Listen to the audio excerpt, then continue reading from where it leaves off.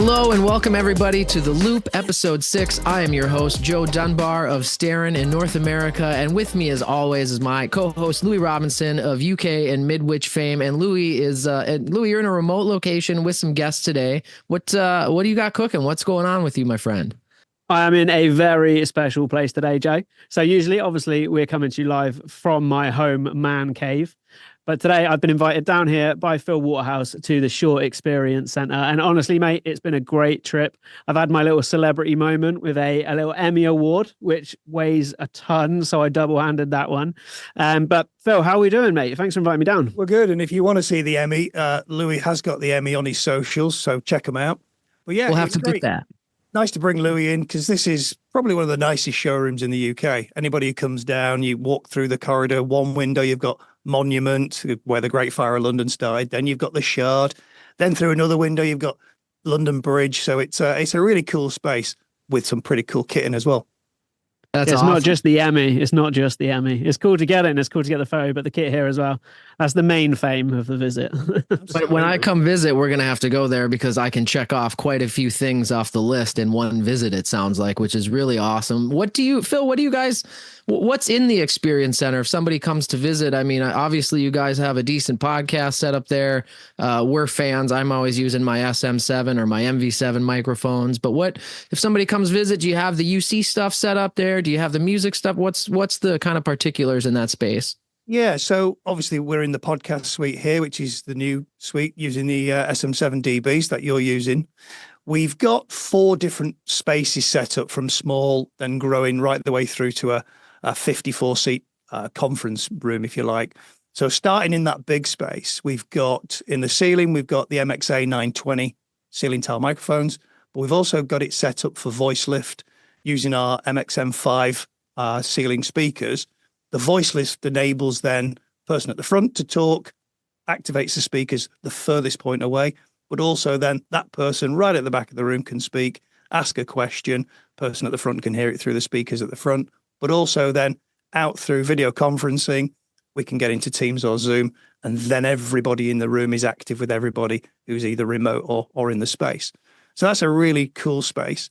We then move into our Barbican area. Every room's named after a theatre or space in the UK. So in the Barbican, it's a 12-seat boardroom style. In there, though, we have our MXA 310, which is our desktop microphone, MXA 710s, one based under the screen, one in the ceiling. Then we've got our MXA 920 in there. But that space shows off the virtual acoustic boundary software, which is the new firmware. It enables you to create dedicated zones, and then everywhere else is basically muted. So there's no reverb, there's nobody rustling crisp packets or banging on a keyboard. But it also has VAB, which is the voice activation. It blocks out anything like a keyboard. So if somebody's typing away, so let's say Louis typing away an email to you, Joe, and he asks a question, we only hear his voice. So we don't get that interruption of the keyboard or somebody opening a bag of crisps, or as you guys would say, a bag of chips. We don't get that noise. So it's a really nice space. Then the next space down after that is our roundhouse. We've got the MXA 902, which is the ceiling tile microphone with built-in speaker. Louis was sat in that room, really nice audio. It means you've only got one device to put in there, one network cable. It just simplifies an installation. Yeah, big fan. Yeah, and then we have our new Next 2, which is our 2-channel wireless mic system, Teams and Zoom certified, and you can buy it in what I'd call a granular format. Buy the base unit, which is the access point, the charger, and the DSP, but then you can buy a handheld mic, a boundary mic, or a body mic, which has given you then an internal microphone, or you could add a lavalier, or you put a headset to it. That's kind of a big overview of the systems we've got here. Yeah, we've had a lot of success here and a lot of conversation and a lot of new designs, including the MXW Next 2 systems. Really innovative in the fact that anybody who's familiar with the MX Wireless and the MXA products, using a DSP like a P300, it's honestly that all in a very tidy package and is quite powerful as well. We've had some systems where we work an MXA 920 into those as well. So super excited. I got to imagine those are going like hotcakes. Yeah, pretty popular at this point. They are. Yeah, the university space particularly uses the next two at the lectern, and then MXA 920s above the students. So using Dante, everything's just very seamless. Nobody has to hand out microphones to the students, which are going to get damaged or lost. So it's a very easy way of getting everything integrated. Awesome. Louis, is it as impressive as it sounds? I've seen the Next 2 system. I haven't seen the space you're in though. It sounds amazing. Oh, it definitely is. And it's a space that like I would comfortably bring people here now and say, look, we're going to do a proper demo here. And the thing that I want to take away from today as well is whenever you talk about Shure systems, it's quite easy to scare people because Shure, obviously high-end audio, you've got really high quality spec kit. And some people can kind of look at that sometimes and think with high quality comes high complexity. But it really doesn't. And come in here, you can really see that because you can have that conversation about how it all links together. We can see it. You were showing me earlier about how some of your wireless solutions come with our access points and how it connects. Yep. And how if there's channels that are being used, it will automatically switch to another channel. So you've got no dropouts of audio. All of that again sounds quite complex. But when you come here and you see it, it's real easy. It's real simple. It's a nice walkthrough. So yeah, really nice space, Joe. And when you're over in the UK, we will bring you over here for your sightseeing checklist. Definitely. Yeah, exactly. I need to, I got to do all the Yankee, see all the spots and check the boxes to make sure that I can come home and tell everybody that I saw everything there was to see. I assume there's some places that we're going to have to check off that maybe won't be on my list.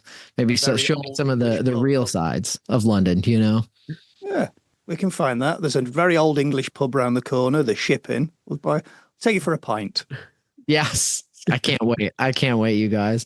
Well, Phil, thanks so much for jumping in and give us a little overview what you guys have in the house there. If somebody wants to get a peek inside there, what do they got to do? Schedule some time with Louis and connect with you guys? Is there a way to directly connect? Time with Louis. Louis will get in touch with me and we'll book the rooms. We can bring people in. We use it for meetings. The Midwich team have used it for meetings. We show them around and they then have all brought customers back. So it's a good space to bring people in. Good to meet you, Joe. Yeah, likewise. And thanks so much for joining us. No worries. Take care. Thanks. All right, Louis, we got Phil in the house to give us an overview of like the demo center and what you guys have set up there. Hopefully we get some customers that want to check out the space and see it. If they do, we're going to point them right to Louis Robinson. We talked a little bit about the firmware update and Phil mentioned some of the fencing and things that are built in. Did you get a peek under the hood? Did you see some of this functionality? I'd love to hear more if you can expand on it a little bit. Yeah, definitely. We ran through and we was playing with that. And it's something that really drew me on what microphones can be used for outside of the norm. So traditionally, when you think about a microphone, right, you want it to pick up an audio source because that's the job of a microphone. But because the Shure mics have got like 8 nodes in them, this is the MXA 920 in particular, yes. It's got 8 nodes inside of it.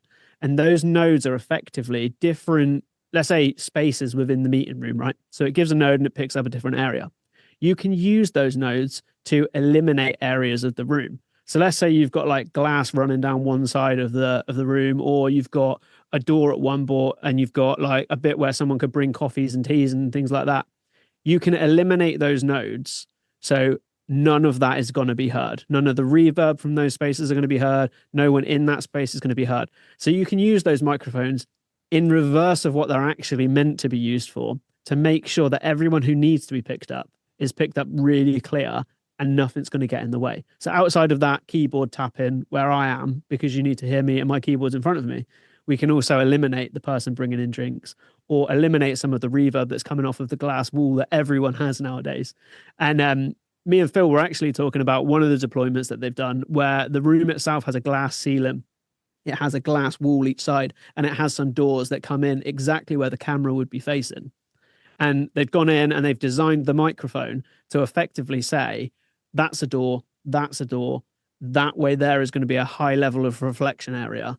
Let's eliminate these. So the rest of the room sounds fantastic. And if you walk into that space and say to someone, you can do that with one microphone, they would look at you and go, yeah, all right, mate. MXA 920, honestly, the way the software works, great, mate, great. It's wonderful to see like how far the technology has come even in the last handful of years. I mean, this is a product that's been out for a while, seen some iterations and some updates, and it's been pretty amazing from the jump. But in the last handful of years, because of the drive for, the demand for conferencing and stuff, the features have gotten out of control crazy. And so, you're sitting there using an SM7. I'm using an SM7. When I talk to customers, especially about conference rooms, but in any space, we're talking about a microphone. I mean, as soon as the further away from the sound source you get that microphone, the more problems you're introducing, a la reverb, external noise, room noise, things like that. So the ability to really tune it in and pick up only what you need is gotten so good these days that I can't believe I feel like this might be the pinnacle, but every time I feel that way, something else happens and we get more stuff. So even in the broadcast space, right? We've been talking about broadcast and design and those types of spaces and considerations to make. We hadn't really talked about audio to that point, but obviously Shure is a full-fledged microphone company. We've talked about some of the UC products. I've mentioned the SM7s, which are, more of a, studio production kind of microphone, but obviously one of the most versatile microphones in the world, and that's no exaggeration whatsoever. So I know for sure, no pun intended, I do want to, we don't have time for it today, but I want to get into the Nexodyne microphones as well in one of the upcoming episodes. We kind of went from broadcast. We wanted to talk about Shure, which obviously has huge footing in broadcast. I want to kind of continue that thread next week. But Louis, for today, man, I just appreciate you taking us in there. I've got a couple updates on the way out, but is there anything else Shure-wise we wanted to talk about, or did we nail it already? No, so I think as well, one of the things that I really liked away from today was the back end conversation that usually I see day to day gets missed on, I want to say the finite details, right? So Phil was walking me through a load of the areas in which Shure have got you covered in a backup. So if, like we mentioned slightly earlier, if an audio channel is being used or a Wi-Fi channel is being used or anything like that, their products in the background are waiting for that to happen to keep you online.